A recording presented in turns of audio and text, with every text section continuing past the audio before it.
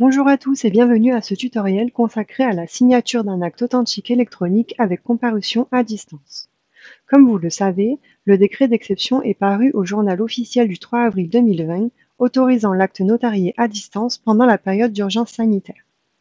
Celui-ci autorise, jusqu'à l'expiration d'un délai d'un mois à compter de la date de cessation de l'état d'urgence sanitaire, la possibilité pour un notaire de recevoir seul et à distance le consentement des parties à l'acte dans le but de signer un acte authentique électronique uniquement.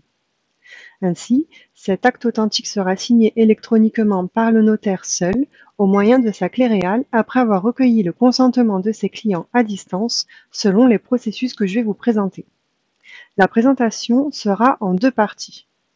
La première partie consistera à vous expliquer le déroulement d'une signature dans ce contexte particulier guidé par le décret d'exception, dans le cas où le notaire ou un collaborateur habilité n'a pas réalisé de face-à-face avec le signataire et n'a donc pas procédé à la vérification d'identité. La deuxième partie consistera à vous expliquer le déroulement d'une signature dans ce contexte particulier guidé par le décret d'exception, dans le cas où le notaire ou un collaborateur habilité a déjà procédé à la vérification d'identité du signataire. La première partie concerne le cas où le notaire ou un collaborateur habilité n'a pas vérifié l'identité du client et délègue cette vérification d'identité à DocuSign. Elle est composée de 3 étapes. Il faut savoir que l'étape 1 et 2 sont à répéter autant de fois, que vous aurez de signataires pour lesquels vous n'aurez pas vérifié l'identité, ou que l'identité n'aura pas déjà été vérifiée par DocuSign, ou des signataires dont vous n'avez pas conservé l'identité ou la preuve de la vérification de leur identité. La première étape consiste à procéder au préalable à une vérification de l'identité du client par DocuSign et la création d'un compte chez DocuSign. Cela passe forcément par une vérification vidéo. Ainsi, l'identité du signataire sera conservée pendant 2 ans et il ne sera plus nécessaire de procéder à une visio pour les prochaines signatures dans ce laps de temps.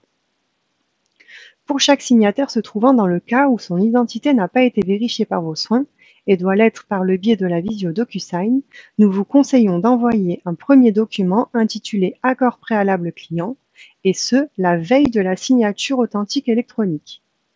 En effet, lors de la lecture de l'acte au client en visioconférence, le flux de visio ne doit pas être interrompu. Lors de l'envoi de ce document et de cette première signature vidéo chat avec IDNow, signature à distance avec vidéo, le signataire ira jusqu'au bout de la signature afin de se créer un compte sur IDNow. Sachez que pour accompagner votre client, nous avons réalisé une documentation en décrivant toutes les étapes de la visio avec IDNow. Cette documentation est bien plus complète que ce que vous pouvez visualiser à l'écran et est accessible dans l'article de l'aide en ligne. Vous pourrez bien évidemment la communiquer au signataire. Pour ce qui est du document dont je vous parlais, accord préalable client, les modèles de courrier ou de sous-produits que vous visualisez à l'écran sont disponibles dans la version Bible en cours de déploiement. Également, le nouveau Don't Act à choisir pour les actes assignés avec comparution à distance se trouvera dans cette même version Bible.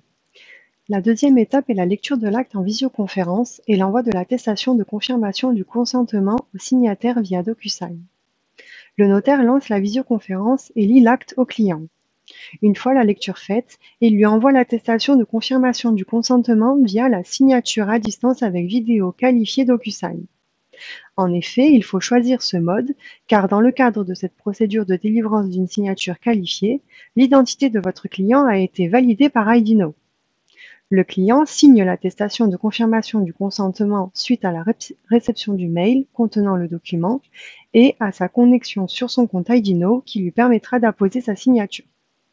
Il faudra avoir procédé la veille à l'envoi du document, accord préalable client, ce qui évitera de repasser par la visio DocuSign et de rompre la visioconférence au moment de la signature de l'acte.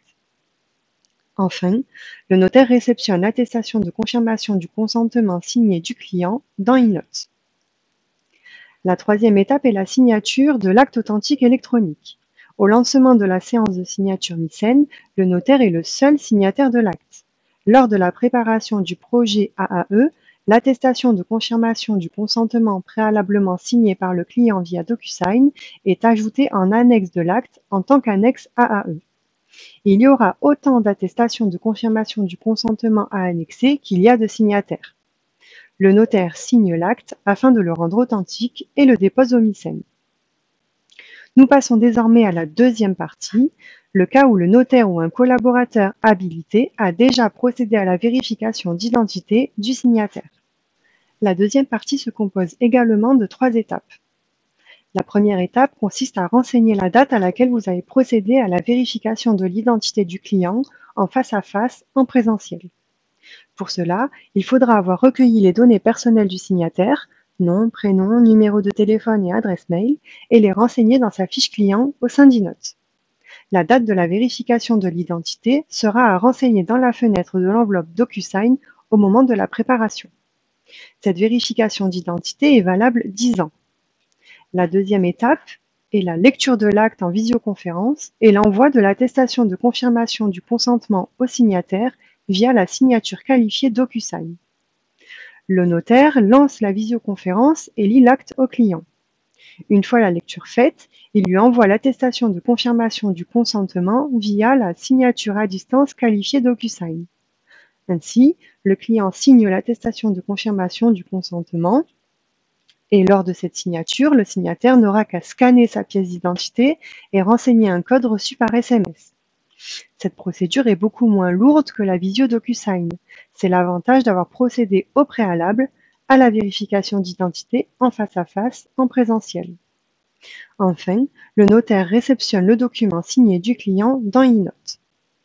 Sachez que pour accompagner votre client final, nous avons réalisé une documentation décrivant toutes les étapes de la signature à distance qualifiée avec DocuSign. Cette documentation vous est accessible dans l'article de l'aide en ligne et vous pourrez bien évidemment la communiquer au signataire. Elle est bien plus complète que celle que vous visualisez à l'écran. La troisième étape est la séance de signature MICEN. Celle-ci est identique à la première partie. Au lancement de la séance de signature MICEN, le notaire est le seul signataire de l'acte. Lors de la préparation du projet AAE, l'attestation de confirmation du consentement préalablement signé par le client via DocuSign est ajoutée en annexe de l'acte en tant qu'annexe AAE. Il y aura autant d'attestations de confirmation du consentement à annexer qu'il y a de signataires. Le notaire signe l'acte afin de le rendre authentique et le dépose au MICEN. Enfin, et pour information, lorsqu'un document signé au moyen d'un certificat de signature DocuSign est annexé en annexe AAE, une copie est automatiquement générée afin de ne pas altérer le certificat de signature, l'original demeurant dans votre dossier eNote. Sur cette copie figure le numéro de référence unique qui permet de faire le lien avec les preuves de signature conservées dans le serveur de l'étude. Je vous remercie pour votre attention et j'espère avoir le plaisir de vous retrouver très bientôt.